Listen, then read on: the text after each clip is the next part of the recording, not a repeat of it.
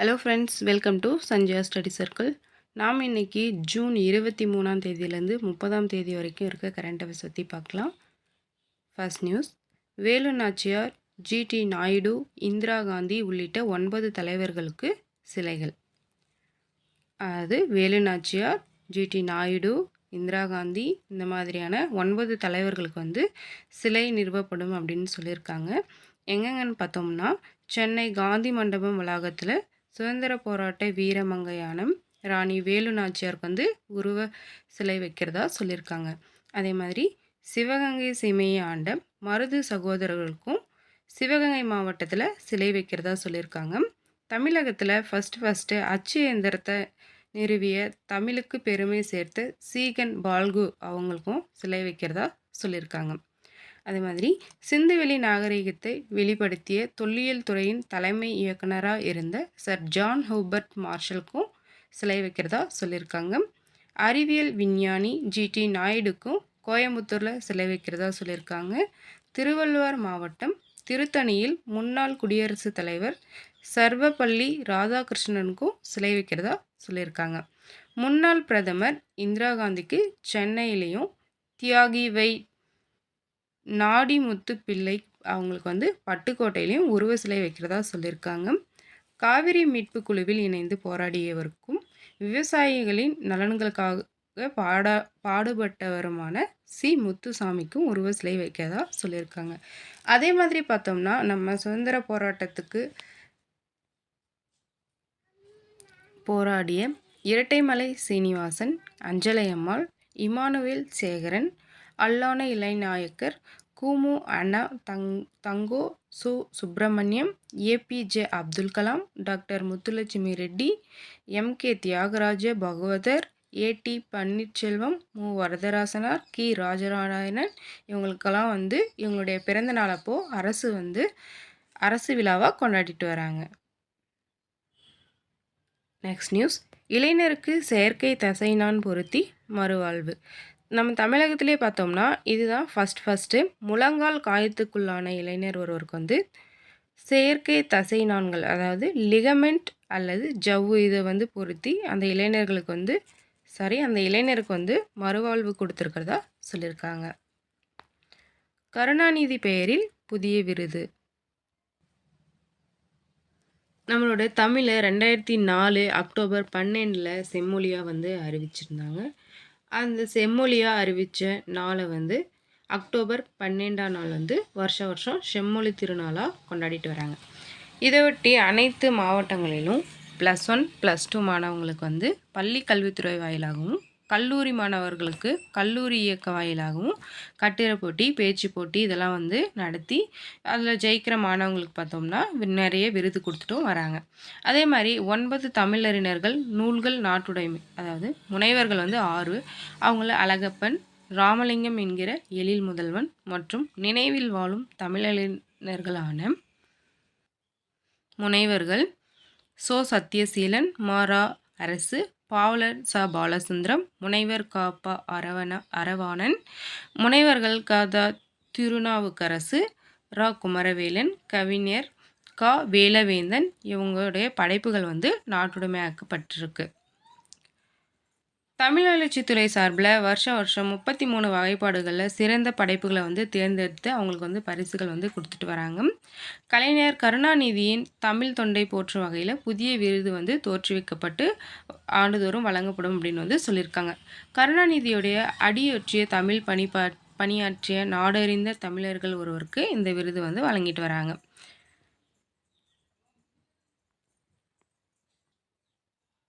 அதே மாதிரி வீறு கவியரசன் முடியரசன் புகழை போற்றும் வண்ணமாக பார்த்தோம்னா சிவகங்கை மாவட்டத்தில் அவருக்கு சிலை வைக்கிறதா சொல்லியிருக்காங்க. அடுத்ததாக ஆளுநர் விருது விண்ணப்பம் வரவேற்பு. சமூக சேவை மற்றும் சுற்றுச்சூழல் பாதுகாப்பு 2024ஆம் ஆண்டுக்கான ஆளுநர் விருதுகளுக்கு விண்ணப்பங்கள் வரவேற்கப்படுது அப்படின்னு சொல்லிட்டு ஆளுநர் மாளிகை அறிவிச்சிருக்காங்க. சமூக வாழ்வை மேம்படுத்துவதற்கும் சுற்றுச்சூழல் பாதுகாப்பை ஊக்குவிப்பதற்காகவும் முன்மாதிரியாக பங்களிப்பு அளித்த தனிநபர்கள் மற்றும் நிறுவனங்களுடைய தன்னலமற்ற சேவைகளை அங்கீகரிக்கும் வகையில் தான் வருஷம் வருஷம் ஆளுநர் விருது வந்து கொடுத்துட்டு வராங்க.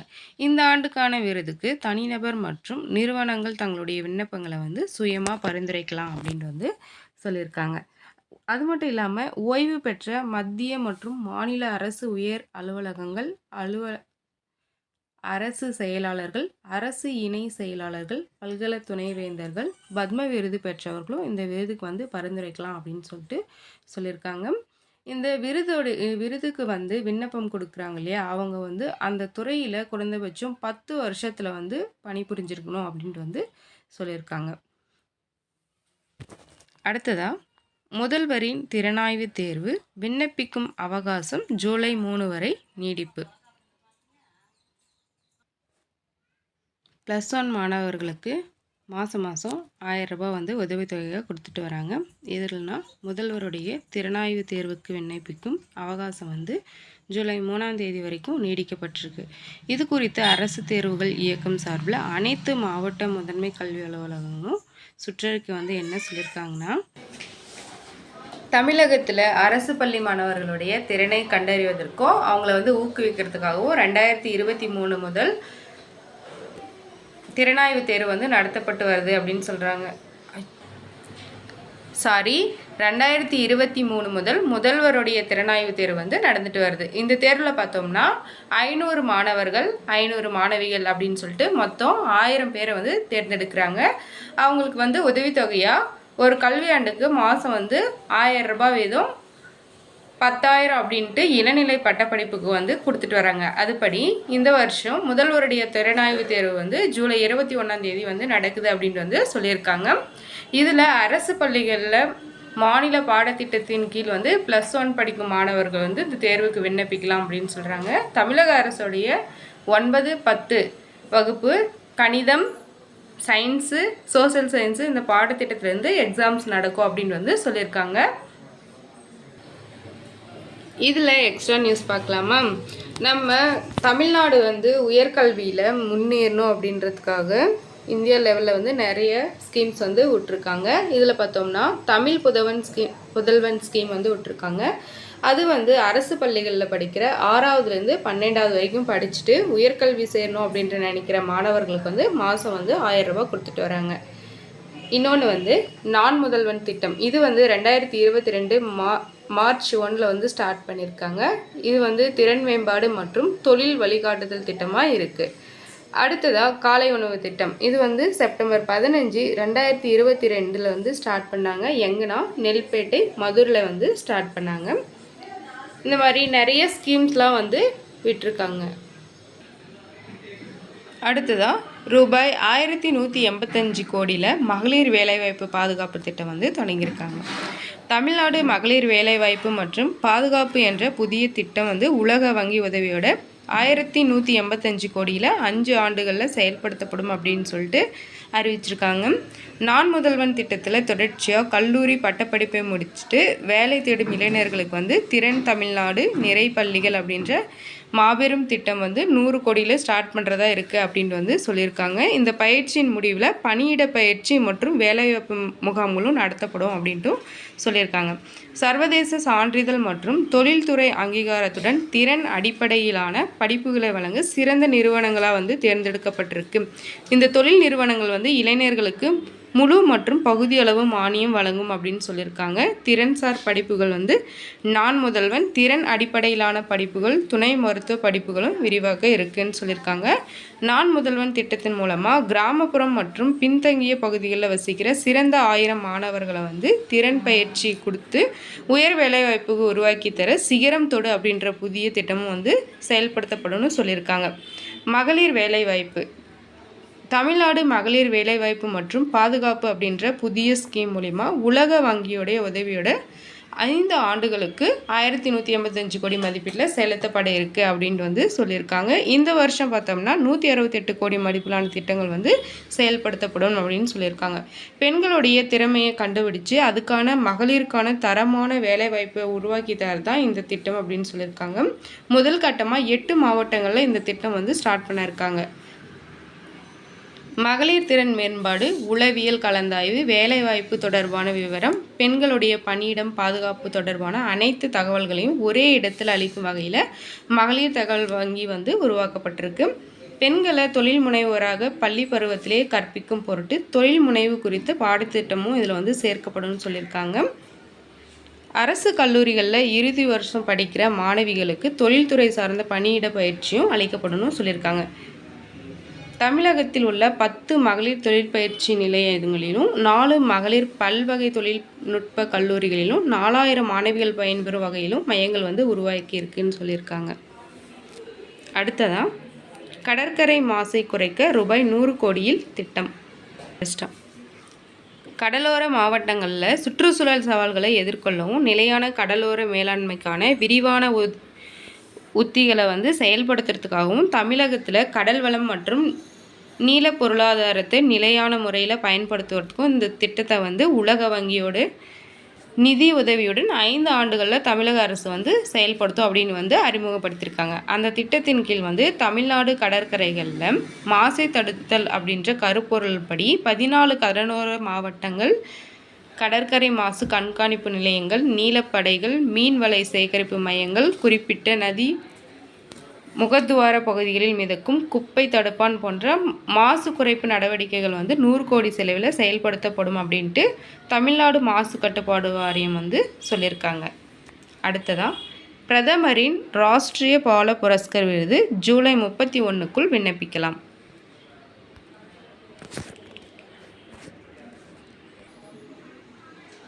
வீரத்தீர செயல்களை செய்து சாதனை புரிந்த குழந்தைகளுக்கு வழங்கப்படும் பிரதமருடைய ராஷ்ட்ரிய பால புரஸ்கர் விருதுக்கு ஜூலை 31ஆம் தேதிக்குள்ளே விண்ணப்பிக்கணும் அப்படின்னு சொல்லியிருக்காங்க.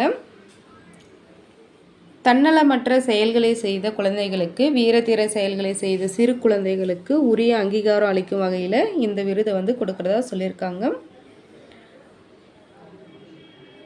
மத்திய மகளிர் மற்றும் குழந்தைகள் மேம்பாட்டு அமைச்சகம் சார்பில் வருஷம் டிசம்பர் 26ஆம் தேதி பிரதம மந்திரி ராஷ்ட்ரிய பால புரஸ்கர் விருதுக்கு தேர்வானவர்கள் அறிவிக்கிறாங்க.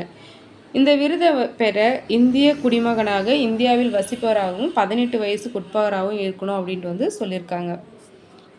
அடுத்ததாக வெளிநாடுகளில் இருந்து தாயகத்துக்கு ரூபாய் 10 லட்சம் கோடி. கடந்த ஆண்டு வெளிநாடுகள் பணிபுரியும் இந்தியர்கள் தாயகத்துக்காக 120 பில்லியன் டாலர்களை அனுப்பி உலக அளவில் முதலிடம் பிடிச்சிருக்காங்க. இது தொடர்பாக உலக வங்கி வெளியிட்ட அறிக்கையில் என்ன சொல்லியிருக்காங்கன்னா, வெளிநாடுகளுக்கு சென்று பணிபுரியும் இந்தியர்கள் தங்களுடைய குடும்பத்தினருக்காக அனுப்பும் தொகை கடந்த ஆண்டு 7.5% வளர்ச்சி அடைஞ்சிருக்கு. அந்த ஆண்டு அவர்கள் 120 பில்லியன் டாலர்களை தாயகத்துக்கு அனுப்பி இருக்காங்கன்னு சொல்லியிருக்காங்க.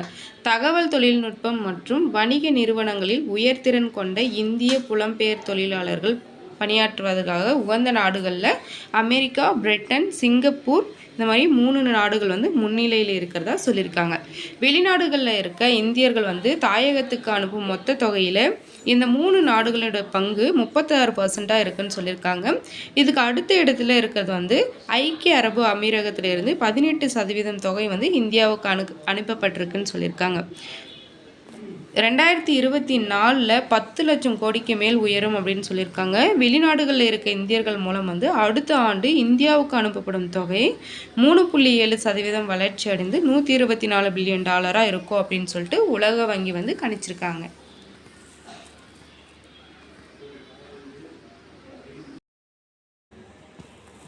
அடுத்ததாக அரசு பள்ளிகளில் பயின்று உயர்கல்வி நிறுவனங்களில் சேரும் மாணவர்களின் கல்வி செலவை அரசே ஏற்கும் அப்படின்ட்டு சொல்லியிருக்காங்க. பள்ளி கல்வித்துறை அமைச்சர் அன்பில் மகேஷ் அறிவிச்சிருக்காரு. தமிழக பள்ளி கல்வித்துறை மானிய கோரிக்கை மீதான விவாதத்துக்கு பதில் அளித்து அமைச்சர் பேரவையில் என்ன அறிவிப்புகள் வெளியிட்டிருக்காருன்னா, அரசு பள்ளி மாணவர்களுடைய கணினி தொழில்நுட்பம் மற்றும் குறியீடுகளை நடைமுறை பயிற்சியின் மூலமாக கற்றுத்தருவதாக சொல்லியிருக்காங்க. அதோட முதல் கட்டமாக 2024லேருந்து 2025 கல்வியாண்டில் 1000 மாணவர்களுக்கு மேல் அரசு பள்ளிகளில் இருக்க உயர் தொழில்நுட்ப ஆய்வகங்கள் வந்து ரூபாய் 58 கோடிகளில் தரம் உயர்த்தப்படும் அப்படின்னு வந்து சொல்லியிருக்காங்க. இந்த ஆண்டு பாரத சாரண சாரணிய இயக்கத்தின் வைரா விழா ஆண்டு அப்படின்னு சொல்லியிருக்காங்க. இதை ஒட்டி வந்து தேசிய அளவிலான கருணாநிதி நூற்றாண்டு நினைவு வரை நடத்தி தரப்படும் அப்படின்ட்டு வந்து சொல்லியிருக்காங்க. இது பார்த்தோம்னா 6 முதல் 9ஆம் வகுப்பு மாணவர்கள் அடிப்படையான கணினி அறிவியல் மற்றும் செயற்கை நுண்ணறிவு திறன் சார்ந்த அடிப்படை திறன் வந்து கற்றுக் கொடுக்கப்படும் சொல்லியிருக்காங்க. எந்திரனியல் ஆய்வகம் உயர்நிலை மற்றும் மேல்நிலை பள்ளிகளில் 9 முதல் 12ஆம் வகுப்பு வரை படித்த மாணவர்களுடைய பிரச்சனையை தீர்க்கும் திறனை வளர்க்கும் குழுவாக இணைந்து செயல்படக்கூடிய திறனை கற்றுக்கொள்ளவும் படைப்பாற்றலை வளர்க்கவும் மாவட்டத்துக்கு ஒரு பள்ளி அப்படின்ற அளவில் தேர்ந்தெடுத்து 38 அரசு உயர்நிலை பள்ளிகள் மேல்நிலை பள்ளிகளை வந்து எந்திரனியல் ஆய்வகம் உருவாக்கப்படும்னு வந்து சொல்லியிருக்காங்க. அகல்விளக்கு திட்டம் அரசு உயர்நிலை பள்ளி மற்றும் மேல்நிலை பள்ளிகளில் 9ஆம் வகுப்பு முதல் 12ஆம் வகுப்பு வரை பயிலும் மாணவர்களுடைய எந்தவித இடர்பாடும் இன்றி தொடர்ந்து பள்ளிக்கு வருகை புரியும் பொருட்டாக அவர்களுக்கு உடல் ரீதியாகவும் மன ரீதியாகவும் சமூக ரீதியாகவும் ஏற்படும் இடையூறுகளிலிருந்து தங்களை வந்து பாதுகாத்து கொள்ளவும் இணையதள பயன்பாடுகளை பாதுகாப்பாக யூஸ் பண்ணுறதுக்காகவும் வழிகாட்டுறதா வந்து இது இருக்குது. இவங்களுக்கான பயிற்சி வழங்குவதற்கு அகல்விளக்கு எனும் திட்டத்தில் 50 லட்சத்தில் வந்து செயல்படுத்தப்படும்னு சொல்லியிருக்காங்க. அரசு பள்ளிகளில் பார்த்தோம்னா 6 முதல் 12ஆம் வகுப்பு வரை பயின்று நம் நாட்டிலேயே செயல்பட்டு வரும் தலை சிறந்த உயர்நிலை நிறுவனங்களில் சேரும் மாணவர்களுடைய கல்வி செலவை அரசே ஏற்றுக்கோ அப்படின்னு சொல்லியிருக்காங்க. அது மட்டும் இல்லாமல் அயல்நாட்டு உயர்கல்வி நிறுவனங்களில் கல்வி உதவித்தொகை பெற்று சேரும் அரசு பள்ளி மாணவர்களுக்கு அவர்களுடைய அந்த கல்வி நிறுவனத்துடைய சேர்வதற்காக செல்லும் முதல் பயண தொகை முழுவதையும் அரசே வந்து ஏற்றுக்கும் அப்படின்னு சொல்லியிருக்காங்க. இதுக்காக பார்த்தோம்னா அரசு வந்து வருஷத்துக்கு ரூபாய் 6 கோடி ஒதுக்கீடு செய்யப்பட்டிருக்கிறதாகவும் சொல்லியிருக்காங்க. அடுத்ததான் பிரதமர் மோடி மத்திய அமைச்சர்கள் மக்களவை உறுப்பினர்களாக பதவியேற்பு. 18வது மக்களவையின் முதல் நாள் அமர்வில் பிரதமர் நரேந்திர மோடி மத்திய அமைச்சர்கள் உறுப்பினர்களாக வந்து பதவியேற்றுக்கினாங்க. மாநிலங்களின் அகரவரிசையில் உறுதிமொழி ஏற்க அனுமதிக்கப்பட்ட உறுப்பினர்கள் தங்களுடைய தாய்மொழியில் பதவியேற்று கொண்டாங்கன்னு சொல்லியிருக்காங்க. சில புதிய எம்பிக்கள் வந்து சைக்கிள் டிராக்டரில் நாடாளுமன்றத்துக்கு வந்திருக்காங்கன்னு சொல்லியிருக்காங்க. மக்களவை தேர்தல் மூலமாக புதிதாக உறுப்பினர்கள் வந்து தேர்ந்தெடுக்கப்பட்டதுக்கு அப்புறமா ஃபஸ்ட்டு அவை கூடும்போது புதிய உறுப்பினர்கள் வந்து பதவியேற்கிறதுக்கு வசதியாக மக்களவை இடைக்கால தலைவர் முன்னிலை உறுதிமொழி ஏற்றுக்கொள்ள வேண்டும் அப்படின்னு சொல்லியிருக்காங்க. அதுபடி குடியரசுத் தலைவர் வந்து நியமனம் செய்யப்பட்டுள்ள மக்களவை இடைக்கால தலைவர் யாருன்னா பர்த்ரு ஹரி மகதாப். இவர் வந்து புதிய உறுப்பினர்களுக்கு வந்து பதவி பிரமாணம் செஞ்சு வைக்குவாங்க. அந்த நடவடிக்கைகள் தொடங்குவதற்கு முன்னாடி புதிய அவையில் முதல் அமர்வின் இந்த புனிதமான நிகழ்வை குறிக்கும் வகையில் அனைத்து உறுப்பினர்களும் சில நொடிகள் மௌனத்தை வந்து கடைபிடிச்சிருக்கிறதா சொல்லியிருக்காங்க. அதுக்கப்புறமா அவையினுடைய முன்னவரான பிரதமர் நரேந்திர மோடி வந்து ஃபஸ்ட்டு பதவியேற்க வந்து அழைக்கிறாங்க. பிரதமர் மோடி வந்து பார்த்தோம்னா வாரணாசி தொகுதியிலேருந்து 3வது முறையாக வந்து தேர்வு செய்யப்பட்டிருக்கிறதா சொல்லியிருக்காங்க. மீண்டும் ஓம் பிர்லா மக்களவையில் மொத்தம் இப்போ வந்து 543 உறுப்பினர்களில் மகாராஷ்டிரா மாநிலம் வரைக்கும் பதவியேற்க இலக்கு வந்து நிறைவேற்றிருக்காங்க. அதனால் ஃபஸ்ட் நாள் வந்து மத்திய பிரதேச மாநிலம் வரையில் 262 உறுப்பினர்கள் மட்டுமே பதவி பிரமாணம் வந்து எடுத்துக்கினாங்க. மீது இருக்க தமிழகம் உள்ளிட்ட மற்ற மாநில எம்பிக்கள் வந்து பதவி பிரமாணம் வந்து ஜூன் 25ஆம் தேதி எடுத்துக்குவாங்கன்னு சொல்லியிருக்காங்க. தமிழக எம்பிக்கள் தமிழில் வந்து பதவியேற்க இருக்காங்கன்னு சொல்லியிருக்காங்க. மக்களவை தலைவர் தேர்தல் நடைபெற இருக்க நிலையில் பாஜக தலைமையிலான தேசிய ஜனநாயக கூட்டணி சார்பில் மீண்டும் ஓம் பிர்லா வந்து நிறுத்தப்படலாம் அப்படின்னு வந்து சொல்லியிருக்காங்க. ஆனால் கடந்த 17வது மக்களவையில் பல எதிர்க்கட்சி உறுப்பினர்கள் இடைநீக்கம் செய்யப்பட்டதற்காக இந்திய கூட்டணி கட்சிகள் ஓம் பிர்லாவுக்கு எதிர்ப்பு தெரிவிக்கலாம் அப்படின்னு வந்து சொல்லியிருக்காங்க. அடுத்ததான் மக்களவை தலைவர் தேர்தல் 3 முறை எம்பியுடன் மோதும் 8 முறை எம்பி. 18வது மக்களவையின் தலைவர் தேர்தல் ஜூன் 26 வந்து நடைபெற்றிருக்கும் நிலையில் ஆளும் தேசிய கட்சி தேசிய ஜனநாயக கூட்டணி சார்பில் 3 முறை பாஜக எம்பி ஓம் பிர்லாவும், எதிர்க்கட்சியில் இந்திய கூட்டணி தரப்பில் 8 முறை காங்கிரஸ் எம்பி கொடிக்குன்னில் சுரேஷும் களமிறக்கிறாங்க. இந்திய கூட்டணியை விட தேசிய ஜனநாயக கூட்டணி பலம் அதிகமாக இருக்குது. ஓம் பிர்லா 2வது முறையாக மக்களவைத் தலைவராக தேர்வு செய்யப்படுவார் அப்படின்னு நினைக்கிறாங்க. கடந்த 17வது மக்களவையின் தலைவரான ஓம் பிர்லா மீண்டும் தேர்வாகும் பட்சத்தில் இந்த பதவியை தொடர்ந்து 2வது முறை வகிக்கும் 5வது நபர் அப்படின்ற பெருமை பெற்றிருக்காருன்னு சொல்லியிருக்காங்க. கடந்த 20 ஆண்டுகளை கணக்கில் கொண்டால் மக்களவைத் தலைவர் பதவியை தொடர்ந்து 2வது முறையாக வகிக்கும் முதல் தலைவராக யார் இருக்காங்கன்னா ஓம் பிர்லா தான் இருக்காங்க. இதுக்கு முன்னாடி பார்த்தோம்னா MA Ayyangar, GS Dhillon, Balram Jakhar, GMC Balayogi இவங்கெல்லாம் தொடர்ந்து 2 முறை மக்களவைத் தலைவராக பணிபுரிஞ்சிருக்காங்க. இவர்களில் காங்கிரஸை சேர்ந்த பல்ராம் ஜாக்கர் மட்டுமே 2 பதவி காலத்தையும் முழுமையாக பூர்த்தி செஞ்சுருக்காங்கன்னு சொல்லியிருக்காங்க. ராஜஸ்தான் மாநிலம் கோட்டா மக்களவை தொகுதியில் இருந்து ஓம் பிர்லா தொடர்ந்து 3வது முறையாக தேர்வாகியிருக்காரு. ராஜஸ்தான் எம்எல்ஏவாக 3 முறை பதவி வகிச்சிருக்காரு. இவர் கடந்த 1991 இருந்து 2003 வரைக்கும் பாஜக இளைஞர் அணியில் பல்வேறு பதவிகள் பணியாற்றிருக்காரு. கடந்த 2014 மக்களவைத் தேர்தலில் கோட்டா தொகுதியில் இருந்து முதல் முறையாக எம்பியாக தேர்வாகியிருந்தார். அப்போ பார்த்தோம்னா மக்களவையில் இவருடைய செயல்பாடுகள் பாராட்டும்படியாக இருந்திருக்கு. சுமார் 86% வருகையை பதிவு செஞ்ச இவர் 671 கேள்வி எழுப்பியிருக்காரு. அது மட்டும் இல்லாமல் 123 விவாதங்களையும் பங்கேற்றிருக்காரு.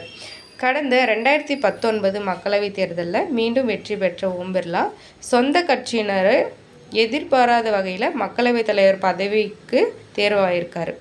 2019 2024 வரையிலான இவருடைய பதவி காலத்தில் மக்களவையில் 272 அமர்வுகள் நடைபெற்றிருக்கு.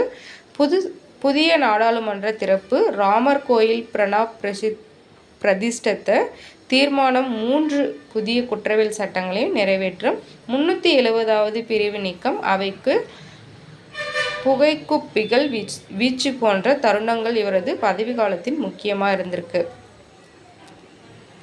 8 முறை எம்பி, கேரள மாநிலம் மாவேலிக்கரை மக்களவை தொகுதியில் சுமார்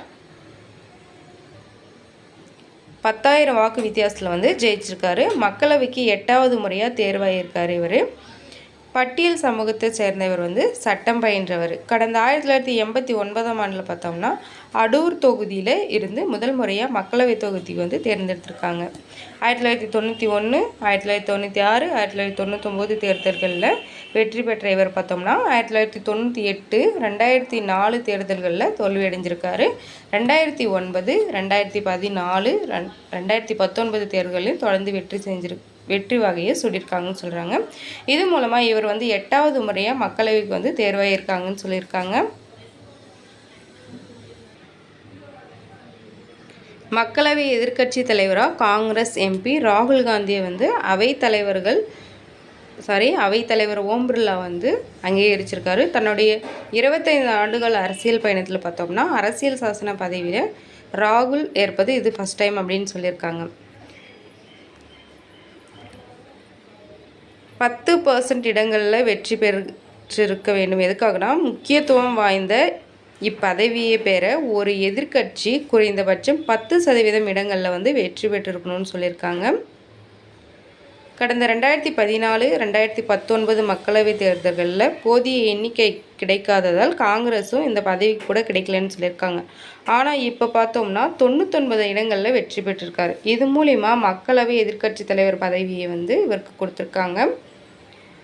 இந்த சூழலில் காங்கிரஸ் தேசிய தலைவர் மல்லிகார்ஜுனா கார்கேவின் இல்லத்தில் இந்திய கூட்டணி கட்சிகளின் மக்களவை குழு தலைவர்கள் கூட்டம் நடைபெற்றிருக்கு. அப்போது மக்களவை எதிர்க்கட்சி தலைவராக ராகுல் காந்தியை நியமிச்சிருக்காங்க.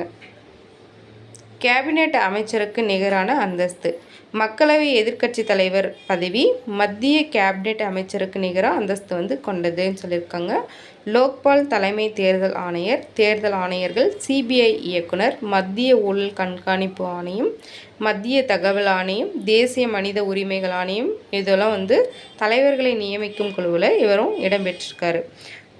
இடம்பெறுவார்னு சொல்லியிருக்காங்க. நாடாளுமன்ற எம்பி என்ற முறையில் வழக்கமான ஊதியம், படிகள் மற்றும் சலுகைகளுடன் கேபினட் அமைச்சரை போல செயலக உதவியும் பெற தகுதியுடையவர் அப்படின்ட்டு அரசு இல்லமும் ஒதுக்கப்படும் அப்படின்ட்டு சொல்லியிருக்காங்க. அடுத்ததாக வெம்பங்கோட்டை அகழ்வாய்வில் சுடுமண் பொம்மை. வெம்பங்கோட்டை அகழாய்வில் குந்தலம் அப்படின்ற சிகை அலங்காரத்துடன் கூடிய பாவை எனப்படும் சுடுமண் பொம்மையுடைய தலைப்பகுதி வந்து கண்டுபிடிச்சிருக்காங்க. வெம்பங்கோட்டை பார்த்தோம்னா விருதுநகர் மாவட்டத்து பக்கம் இருக்குது.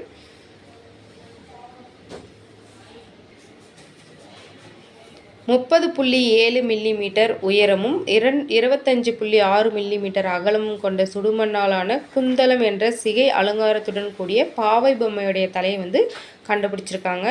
இதுக்கு முன்னதாக இந்த பகுதியில் நடைபெற்ற அகழ்வாய்வில் கண்ணாடி மணிகள், கல்மணிகள், பழங்கால செங்கற்கள் உள்ளிட்ட தொன்மையான பொருட்களும் வந்து கிடைச்சிருக்கிறதா சொல்லியிருக்காங்க. இந்த 2ஆம் கட்ட அகழாய்வின் போது இதே மாதிரியான பாவையுடைய சுடுமண் பொம்மை கண்டுபிடிச்சிருக்கிறத இங்கே குறிப்பிட்டிருக்காங்க. 8ஆம் நூற்றாண்டு கொற்றவை சிலை கண்டெடுப்பு. மதுராந்தகம் அடுத்த தேனாம்பாக்கம் சிவன் கோயில் அருகே உடைந்த நிலையில் 8ஆம் நூற்றாண்டை சேர்ந்த கொற்றவை சிலை வந்து கண்டுபிடிச்சிருக்காங்க. செங்கல்பட்டு மாவட்டம் சித்தாந்தமூர் அப்படின்ற ஊராட்சி தேனாம்பாக்கம் சிவன் கோயிலுக்கு பக்கம் உடைந்த நிலையில் 8ஆம் நூற்றாண்டை சேர்ந்த கொற்றவை சிலை இருப்பதை அறிந்து மதுராந்தகம் இந்து மேல்நிலைப்பள்ளி பட்டாதாரி ஆசிரியர் வந்து சொல்லியிருக்கா. அங்கே போய் ஆய்வு செஞ்சுருக்காங்க. அதுக்கப்புறமா உடைந்த நிலையில் காணப்படும் இந்த கொற்றவை சிலை புடைப்பு சிற்பமாக செதுக்கப்பட்டிருக்கு அப்படின்ட்டு வந்து சொல்லியிருக்காங்க. வளைந்த மெல்லிய இடை 8 கரங்களுடன் கொற்றவை சிற்பம் சுமார் 2.5 அடி அகலம் உடையதாக மண்ணில் புதைந்துள்ளதை வந்து எடுத்திருக்காங்க. சிலை செதுக்கப்பட்ட கல் வந்து உடைஞ்சிருக்கிறதுனால முழுமையான உருவம் வந்து பார்க்க முடியலன்னு சொல்லியிருக்காங்க. கொற்றவை பாலை நிலத்து தெய்வம், தமிழ் மக்களுடைய தாய் தெய்வமாக இருந்திருக்கு. கொற்றவை வந்து பல பெயர்களால் வந்து அழைக்கப்படுது.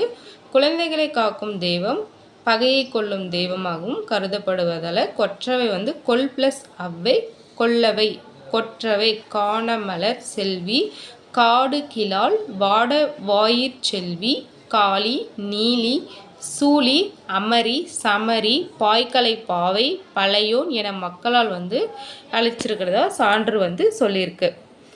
பழங்காலம் முதற்கொண்டு வீரத்தின் அடையாளமாகவும் வெற்றியை குறிக்கும் தெய்வமாக கொற்றவை போற்றப்பட்டதால் போருக்கு செல்லும் வீரர்கள் வந்து கொற்றவைக்கு இரத்த பலி கொடுத்துட்டு தான் போகிறதா சொல்லியிருக்காங்க. தனது தலையை அறுத்து பலி கொடுப்பதாகவும் வேண்டிக்குவாங்கன்னு சொல்லியிருக்காங்க. அதுக்கப்புறமா போரில் வெற்றி பெற்றால் கொற்றவைக்கு காணிக்கையாக தம் தலையை தாமே அறுத்து பலி கொடுத்த தலைப்புலி நடுக்கற்கள் தமிழகத்துடைய பல இடங்களில் வந்து இன்றைக்கும் இருக்கிறதா சொல்லியிருக்காங்க. அடுத்ததாக செம்மொழி பூங்காவில் உணவு திருவிழா ஜூலை 5 வந்து ஸ்டார்ட் பண்ணுறாங்க. உலக அகதிகள் தினத்தை முன்னிட்டு ஐக்கிய நாடுகள் சபையுடைய அகதிகளுக்கான உயர் ஆணையத்தின் சார்பில் ஊரும் உணவும் அப்படின்ற உணவு திருவிழா வந்து சென்னை செம்மொழி பூங்காவில் ஜூலை 5, 6, 7 தேதிகளில் வந்து நடைபெறதா இருக்குது. கடந்த ஆண்டு பார்த்தோம்னா நடைபெற்ற உணவு திருவிழா பெரும் வரவேற்பை வந்து பெற்ற நிலையில் இந்த வருஷம் வந்து இந்த திருவிழா வந்து நடத்துகிறாங்க. இந்த வருஷம் பார்த்தோம்னா எல்லோரும் இன்புற்று இருக்க என்னும் கருப்பொருளை வந்து இலங்கை தமிழர்கள் மற்றும் மியான்மர்லேருந்து வந்த அகதிகள் இருப்பவர்களுடைய உணவு கலாச்சாரத்தை முன்னிறுத்தும் இந்த திருவிழா வந்து நடத்துகிறதா இருக்காங்க. தொடர்ந்து 3 நாட்கள் நடைபெறும் இந்த திருவிழா 70க்கும் மேற்பட்ட உணவு வகை காட்சிப்படுத்துறதாகவும் இருக்குது.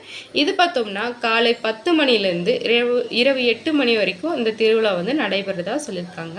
இந்த திருவிழாவில் மதிய உணவு வாங்கி அருந்த ஒரு நாளைக்கு 500 நபர்கள் மட்டுமே அனுமதிக்குவாங்க அப்படின்ட்டு வந்து சொல்லியிருக்காங்க. அடுத்ததாக 5 ஆண்டுகளில் 2.39 லட்சம் மின் வாகனங்கள் பதிவு. தமிழக பேரவையில் தாக்கல் செய்யப்பட்ட போக்குவரத்து துறை கொள்கை விளக்கம் குறிப்பில் என்ன சொல்லியிருக்காங்கன்னா, தமிழகத்தில் மின் வாகனங்களுடைய எண்ணிக்கை ஆண்டுக்கு ஆண்டு கணிசமாக உயர்ந்து வருது. மின் வாகனங்களுடைய பதிவு செய்வதை ஊக்குவிக்கும் வகையில் மோட்டார் வாகன வரியிலிருந்து 100% வரி விலக்கு அளிக்கப்படுவதாகவும், அந்த வகையில் 2020 to 2021 ஆண்டில் 3009 போக்குவரத்து வாகனங்களும் 8927 போக்குவரத்து அல்லாத வாகனங்களும் என 11931 வாகனங்கள் வந்து பதிவு செய்யப்பட்டிருக்கிறதா சொல்லியிருக்காங்க. வெளி மாநிலத்தோடைய ஒப்பந்தம் வந்து தமிழ்நாட்டின் 411 பேருந்துகளை ஆந்திரா மாநிலத்தில் இயக்க இரு மாநிலங்களுக்கும் இடையேயான 3வது பரஸ்பர ஒப்பந்தம் தயாரிக்கும் பணி வந்து நடந்துட்டு வருது. இந்த வகையான பரஸ்பர ஒப்பந்தங்கள் குறிப்பிட எண்ணிக்கையிலான சரக்கு வாகனங்கள், பயணியர்கள் வாகனம், ஒப்பந்த ஊர்திகள் அதை வந்து 2 மாநிலங்களுக்கு இடையே தடையில்லாமல் இயக்க வழி செஞ்சுட்டு வராங்க அப்படின்ட்டு வந்து சொல்லியிருக்காங்க. அடுத்ததான் ஜூலை 1 முதல் 3 புதிய குற்றவியல் சட்டங்கள் அமல். 5.65 லட்சம் காவலர்கள், 40 லட்சம் தன்னாளர்கள். புதிய குற்றவியல் சட்டங்கள் ஜூலை 1ஆம் தேதி முதல் வந்து அமலுக்கு வர்றதா சொல்லியிருக்காங்க. பெண்கள் மற்றும் குழந்தைகள் தொடர்பாக புதிய சட்டங்களின் அமலாக்கம் ஏற்படுத்தும் நேர்மறை தாக்கம் குறித்து பொதுமக்கள் அறிந்திருப்பதை உறுதி செய்ய பயிற்சி அளிக்கப்பட்டிருக்கு அப்படின்னு வந்து சொல்லியிருக்காங்க. இந்திய தண்டனை சட்டம், ஐபிசி குற்றவியல் நடைமுறை சட்டம், இந்திய காட்சியகங்கள் சட்டம் உள்ளிட்ட பழைய ஆங்கிலேயர் கால சட்டங்களுக்கு பதிலாக பாரதிய நியாய சன்ஹிதா, பாரதிய நாகரிக சுரக்ஷா சன்ஹிதா, பாரதிய சாட்சிய அதிநியம் ஆகிய 3 புதிய குற்றவியல் சட்டங்கள் வந்து கொண்டு வரதா சொல்லியிருக்காங்க. அடுத்ததா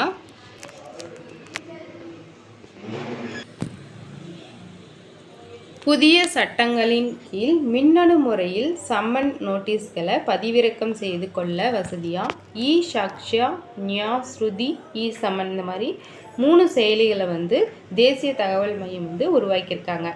மைகவ் சமூக ஊடக கணக்குகளிலும் புதிய சட்டம் குறித்த தகவல்கள் வந்து தொடர்ந்து பதிவேற்றப்பட்டு வருது. இ சம்வார்க் மூலம் கடந்த பிப்ரவரியில் 7 கோடிக்கு அதிகமானவர்களுக்கு சட்டங்களை பற்றி விழிப்புணர்வு மின்னஞ்சல் வந்து அனுப்பப்பட்டிருக்குன்னு சொல்லியிருக்காங்க. மத்திய உள்துறை அமைச்சகத்தின் தொடர் நடவடிக்கைகளால் புதிய சட்டங்களை அமல்படுத்த தொழில்நுட்பம், திறன் மேம்பாடு மற்றும் விழிப்புணர்வு உருவாக்கம் இதெல்லாம் வந்து அனைத்து மாநிலங்களும் யூனியன் பிரதேசங்களும் முழுமையாக தயாராகிவிட்டதாக அந்த வட்டாரங்கள் வந்து தெரிவிச்சிருக்காங்க. நெக்ஸ்ட் நியூஸ், நிலவின் இருள் பகுதியிலிருந்து மாதிரிகள் பூமிக்கு கொண்டு வந்து சீன விண்கலம். நிலவுடைய இருள் பகுதியில் இருந்த மாதிரிகளை சேகரித்துன்னு சீனாவுடைய ஷாங்கே 6 விண்கலத்தின் ரீஎன்ட்ரி கலன் பூமிக்கு வந்து திரும்பியிருக்கிறதா சொல்லியிருக்காங்க. நிலவுடைய தொலைதூர பகுதியிலிருந்து பாறைகள் உள்ளிட்ட மாதிரிகள் பூமிக்கு வந்து கொண்டு வரப்பட்டது இதுவே ஃபர்ஸ்ட் டைம் அப்படின்னு சொல்லியிருக்காங்க. இது குறித்து சீன தேசிய விண்வெளி ஆய்வு நிறுவனம் என்ன வெளியிட்டிருக்காங்கன்னா, மாதிரிகளை சேகரித்து கொண்டு நிலவுடைய இருள் பகுதியிலிருந்து ஷாங்கே 6 விண்கலத்தின் ரீஎன்ட்ரி கலன் இன்னர் மங்கோலிய தன்னாட்சி பகுதியில் செவ்வாய்க்கிழமை பிற்பகல் 2:07 மணிக்கு தரையிறங்கும் அப்படின்ட்டு வந்து சொல்லியிருக்காங்க. அதனால் ஏற்கனவே திட்டமிட்ட மாதிரி சிசிவங் பானார் பகுதியில் அந்த கலன் துல்லியமாக இறங்கியிருக்கும். அந்த வகையில் இந்த திட்டம் முழு வெற்றியடைந்துள்ளது அப்படின்ட்டு வந்து இந்த அறிக்கையில் வந்து தெரிவிச்சிருக்காங்க. அடுத்ததாக சுனிதா வில்லியம்ஸ் பூமிக்கு திரும்புவது மீண்டும் ஒத்திவைப்பு. போயிங் நிறுவனம் உருவாக்கியுள்ள விண்வெளி ஓடம் மூலம் சர்வதேச விண்வெளி நிலையத்துக்கு சென்றுள்ள இந்திய வம்சாவளியைச் சேர்ந்த அமெரிக்க விண்வெளி வீராங்கனை சுனிதா வில்லியம்ஸ் பூமிக்கு திரும்புறது வந்து ஒத்தி வச்சிருக்காங்க. இது குறித்து அமெரிக்க விண்வெளி ஆய்வு அமைப்பான நாசா அதிகாரிகள் வந்து என்ன சொல்லியிருக்காங்கன்னா, சர்வதேச விண்வெளி நிலையத்தில் இணைக்கப்பட்டிருக்க ஸ்டார் லைனர் விண்வெளி ஓட்டத்தில் 5 இடங்களில் வந்து ஹீலியம் வாயு வந்து கசிவது வந்து தெரிஞ்சிருக்கு. அது மட்டும் இல்லாமல் அதோடைய 28 உந்து என்ஜின்களில் 14 என்ஜின்கள் வந்து பிரச்சனையாகவும் இருக்குதுன்னு சொல்லியிருக்காங்க. அதனால் வந்து சுனிதா வில்லியம்ஸ் வந்து சர்வதேச விண்வெளி நிலையம் சென்றுள்ள பட்ஸ் வில்மோரும் பூமிக்கு திரும்புவது வந்து திட்டம் வந்து ஒத்திவைக்கிறதா சொல்லியிருக்காங்க. அமெரிக்காவுடைய தனியார் நிறுவனமான போயிங் உருவாக்கியுள்ள ஸ்டார்லை விண்கலம் சர்வதேச விண்வெளி நிலையத்துக்கு மனிதர்களை ஏற்றி செல்லும் 2வது தனியார் நிறுவன விண்வெளி ஓடம். இதுதான் கடந்த மாதம் தொடக்கத்தில் அது முதல் முறையாக விண்ணில் வந்து செலுத்தப்பட்டதாக இருந்தது. இருந்தாலையும் அதை ஏந்தி செல்கிற அட்லாஸ் ராக்கெட்டில் பழுது இருந்ததால் திட்டம் வந்து பலமுறை வந்து ஒத்தி வைக்கப்பட்டிருந்திருக்கு. இறுதியாக பார்த்தோம்னா சுனிதா வில்லியம்ஸும் மற்றொரு நாசா விஞ்ஞானியான பட்ச் வில்மோரும் ஸ்டார்லைனர் கடந்த 5ஆம் தேதி வெற்றிகரமாக வந்து செலுத்தப்பட்டது சர்வதேச விண்வெளி நிலையத்தை வந்து அடைந்திருக்காங்க. அதன் மூலமா அவங்க பார்த்தோம்னா 2 பேரும் அதே விண்கலம் மூலம் கடந்த 14ஆம் தேதி திரும்ப பூமிக்கு திரும்பதா இருந்துச்சு. இருந்தாலும் தொழில்நுட்ப பிரச்சனை காரணமாக அந்த திட்டம் வந்து ஒத்தி வைக்கப்பட்டிருக்காங்க. சர்வதேச விண்வெளி நிலையில் அவங்க 2 பேரும் வந்து ஜூன் 26ஆம் தேதி பூமி திரும்பதா இருந்துச்சு. ஆனால் அந்த திட்டத்தை வந்து இப்போ ஒத்தி வச்சிருக்காங்க. அடுத்ததான் பசிபிக் பெருங்கடலை ஒட்டி 29 நாடுகள் போர் பயிற்சி. உலகின் மிக பெரும் கடற்சார் போர் பயிற்சியான ரீஹாப் தி பசிபிக் பயிற்சி இந்திய கடற்படை பங்கேற்றிருக்காங்க. ஹவாய் தீவில் நடைபெற இந்த பயிற்சியில் 29 நாடுகள், 40 கப்பல்களும், 3 போர்க்கப்பல்கள், 150க்கும் மேற்பட்ட விமானம் மற்றும் 2500க்கும் மேற்பட்ட கடற்படை வீரர்கள் வந்து பங்கேற்றிருக்காங்க. இந்த பயிற்சியில் பங்கேற்றதற்காக தென் சீன கடல் மற்றும் வட பசிபிக் பெருங்கடல்களில் நிலை நிறுத்தப்பட்டிருந்த இந்தியாவுடைய பல்நோக்கு போர்க்கப்பலான ஐஎன்எஸ் ஷிவாலிக் போர்ட் ஹார்பரை சென்றடைந்தது. உள்நாட்டிலேயே தயாரிக்கப்பட்ட இந்த போர்க்கப்பல் எந்தவிதமான சூழல்களிலும் சிறப்பாக இயங்கக்கூடிய திறன் படைத்தது அப்படின்ட்டு கமாண்டர் மத்வால் தெரிவிச்சிருக்காரு. நீர் நிலம் அப்படின்னு பல்வேறு கட்டங்களாக ஆகஸ்ட் 1ஆம் தேதி வரை இந்த பயிற்சி வந்து நடத்தப்பட்டு வராங்க. இந்த பயிற்சியில் பார்த்தோம்னா கடந்த ஜூன் 27ஆம் தேதி தொடங்கிய துறைமுக பயிற்சி ஜூலை 7ஆம் தேதி வரைக்கும் நடைபெற்றதா சொல்லியிருக்காங்க. அதே மாதிரி 3 விட்பிரிவுகளாக பிரிக்கப்பட்ட கடல்சார் பயிற்சி நடத்தப்பட உள்ளது. அதில் போர்க்கப்பல்கள் வந்து கடலில் உணவு பணியில் ஈடுபடும் விமானங்கள், கடற்படை சேர்ந்த போர் விமானங்கள், ஆளில்லா விமானங்கள் உள்ளிட்ட வந்து பங்கேற்கும்னு சொல்லியிருக்காங்க. உலகின் மிகப்பெரிய பயிற்சி எதற்காக? இது குறித்து பயிற்சி பணிக்குழுவுடைய கமாண்டரும் அமெரிக்க கடற்படையின் துணை அட்மிரல் ஜெனரல் லேட் என்ன சொல்லியிருக்காங்கன்னா, உலகுடைய மிகப்பெரிய ஒருங்கிணைந்த கடற்சார் பயிற்சியாக ரிம்பே உருவெடுத்திருக்கு. செயல்பாடுகள் திறனை அதிகரித்து பசிபிக் பெருங்கடலை ஒட்டியுள்ள முக்கிய பகுதிகளில் பாதுகாப்பை அதிகரிப்பதே இந்த பயிற்சியுடைய நோக்கம் அப்படின்ட்டு வந்து சொல்லியிருக்காங்க. அடுத்ததாக மறுபயன்பாட்டு ஏவுகலன் சோதனை வெற்றி இஸ்ரோ. விண்ணில் செயற்கைக்கோள்களை நிலைநிறுத்திய பிறகு மீண்டும் பாதுகாப்பாக தரை திரும்புவரும் மறுபயன்பாட்டுக்காகவும் ஏவுகணை வந்து வெற்றிகரமாக இஸ்ரோ வந்து சோதித்திருக்காங்க. கர்நாடகா மாநிலம் சித்தூர்காவில் உள்ள வான்வெளி சோதனை தளத்தில் இது வந்து சோதிச்சிருக்காங்க. இப்போ பார்த்தோம்னா SSLV PSLV LVM-3 ராக்கெட் மூலமாக செயற்கைக்கோள்களையும் விண்கலன்களையும் இஸ்ரோ வந்து விண்ணில் செலுத்திட்டு வராங்க. இந்த நிலையில் விக்ரம் சாராபாய் விண்வெளி ஆய்வு மையம் இருக்க இஸ்ரோ ஆய்வு அமைப்புகளும் பாதுகாப்பு மற்றும் வான்படை ஆராய்ச்சி அமைப்புகளும் இணைந்து மறுபயன்பாட்டுக்கு ஏவுகணை வந்து வடிவமைக்க திட்டமிட்டிருக்காங்க. அதுபடி புஷ்பக் அப்படின்ற பெயரில் ஏவுகலன் வடிவமைக்கப்பட்டு கடந்த ஆண்டு வெற்றிகரமாக சோதனை வந்து மேற்கொண்டிருக்காங்க. இந்த திட்டத்தை மூன்றாவது முறையாக செயல்படுத்தி இஸ்ரோ வந்து பரிசோதனைக்கு உட்படுத்தியிருக்காங்க. ஓடுதளத்திலிருந்து 4.5 கிலோமீட்டர் தொலைவுக்கு கொண்டு செல்லப்பட்டு அங்கிருந்து தரையில் வந்து விடப்பட்டிருக்கு. அதுக்கப்புறமா புஷ்பக் ஏவுகலன் தானியங்கி நுட்பத்தில் பாதுகாப்பாக ஓடுதளத்தில் தரையிறங்கி படிப்படியாக வேகத்தை குறைச்சி நின்றது. அப்போ பிரேக் உள்ளிட்ட தொழில்நுட்ப சாதனங்கள் வந்து தன்னிச்சையாக புஷ்பக் ஏவுகலன் இயங்கி தரையிறங்கியது இஸ்ரோ விஞ்ஞானிகள் வந்து தெரிவிச்சிருக்காங்க. அடுத்ததாக விலங்கு பறவை இனங்களை அச்சுறுத்தும் வெப்ப அலை. காலநிலை மாற்றம், பருவநிலை மாற்றம் அப்படின்ற சொற்றொடர்கள் சமீப காலமாக நம்ம தொடர்ந்து வந்து அச்சுறுத்தி வருது. விஞ்ஞானிகளுடைய கூற்றுக்கேற்ப காலநிலை மற்றும் பருவநிலைகள் வந்து பெரும் மாறுபாடு ஏற்படுறதா சொல்லியிருக்காங்க. இதனால் இந்த மாதிரி காலநிலை மாற்றம் இதெல்லாம் ஏற்படுறதுனால பறவைகள் வந்து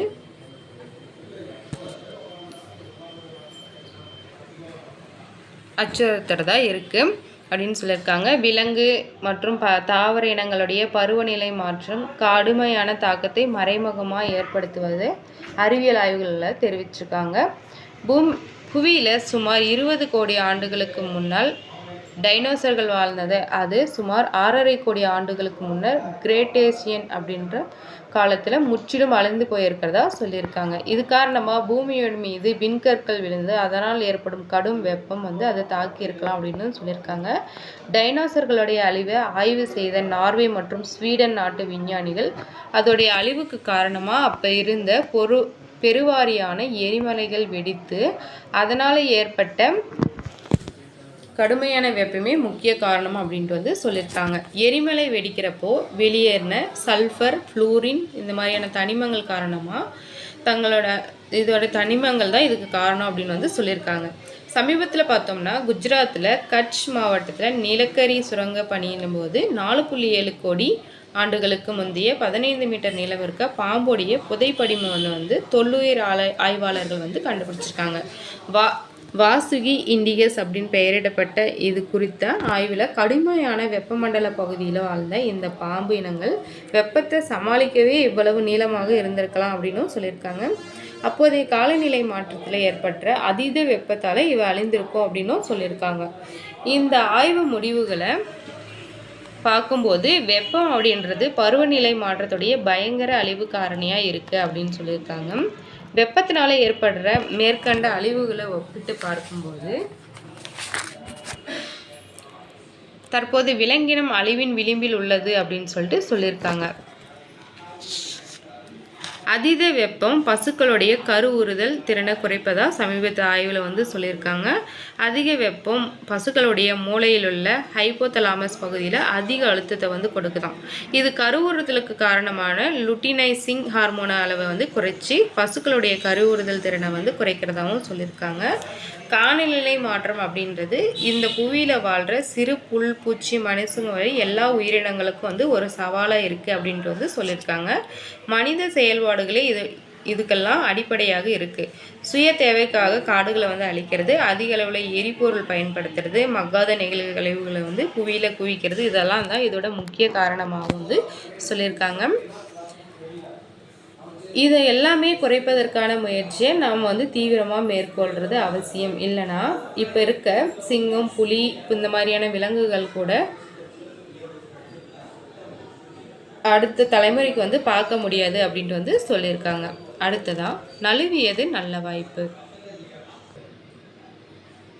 ஓம் பிர்லா மீண்டும் மக்களவைத் தலைவராக தேர்ந்தெடுக்கப்பட்டுங்கிறாங்க.